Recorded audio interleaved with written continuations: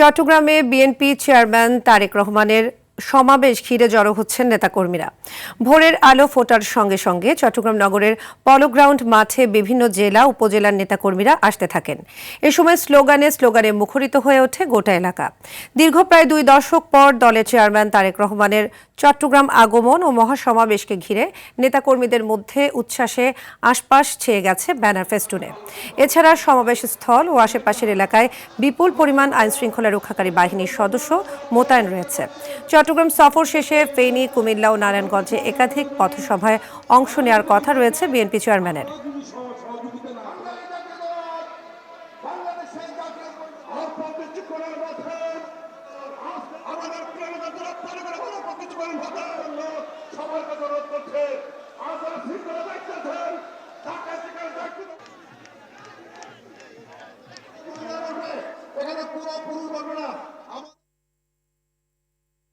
দর্শক, এই মুহূর্তে পলো গ্রাউন্ড মাঠে রয়েছে সহকর্মী রুদ্র রফিক।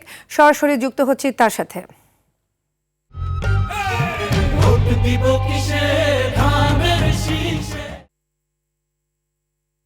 রফিক, তারেক রহমানের সমাবেশকে ঘিরে নেতাকর্মীদের মধ্যে উচ্ছ্বাস উদ্দীপনা কেমন দেখতে পাচ্ছেন এবং সেখানকার নিরাপত্তা ব্যবস্থা নিয়ে আমাদের জানাবেন।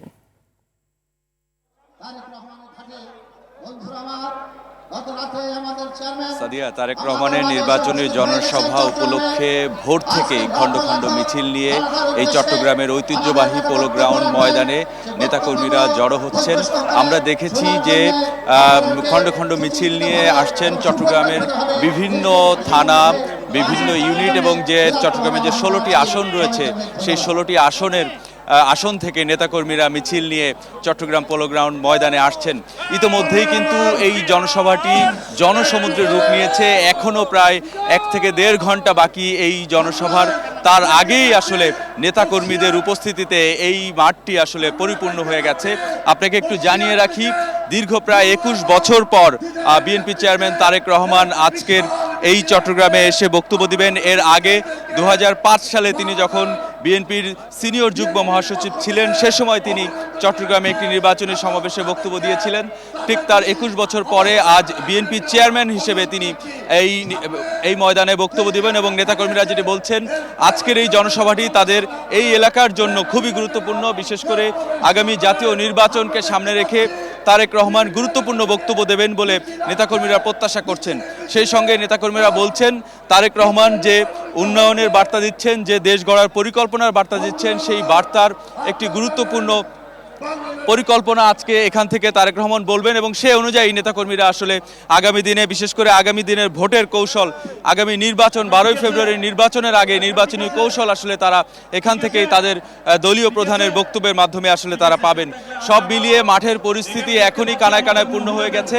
তারেক রহমানের আগমন উপলক্ষে পুরো শহরে আসলে নিরাপত্তার চাদরে জুড়ে ফেলা হয়েছে। আমরা দেখেছি পোলো গ্রাউন্ড ময়দানেই কয়েক স্তরের নিরাপত্তা ব্যবস্থা জোরদার করা হয়েছে। আপনাকে একটু জানিয়ে রাখি, এই আজকের অনুষ্ঠানে কিন্তু গুম এবং শহীদ পরিবারের সদস্যরা থাকবেন এবং আপনি নিশ্চয়ই জানেন যে চট্টগ্রামের জননন্দিত নেতা ইলিয়াস আলী গুমের শিকার হয়েছিলেন। এছাড়াও এই চট্টগ্রামের অসংখ্য মানুষ, বিএনপির নেতাকর্মী গুমের শিকার হয়েছিলেন এবং তাদেরকে এই অনুষ্ঠান স্থলের পাশেই তাদের সম্মানের সাথে রাখা হয়েছে। এবং আপনাকে জানিয়ে রাখি, 11:30টায় জনসভাটি শুরু হবে এবং এরপরে আসলে ফেনীতে একটি নির্বাচনী জনসভায় বক্তব্য দেবেন। এছাড়াও যাত্রাপথে কুমিল্লায় 3টি জনসভায় তারেক রহমান বক্তব্য দেবেন এবং সর্বশেষ নারায়ণগঞ্জের সোনারগাঁয়ে তারেক রহমানের নির্বাচনী জনসভা অনুষ্ঠিত হবে। সাদিয়া, ধন্যবাদ রফিক।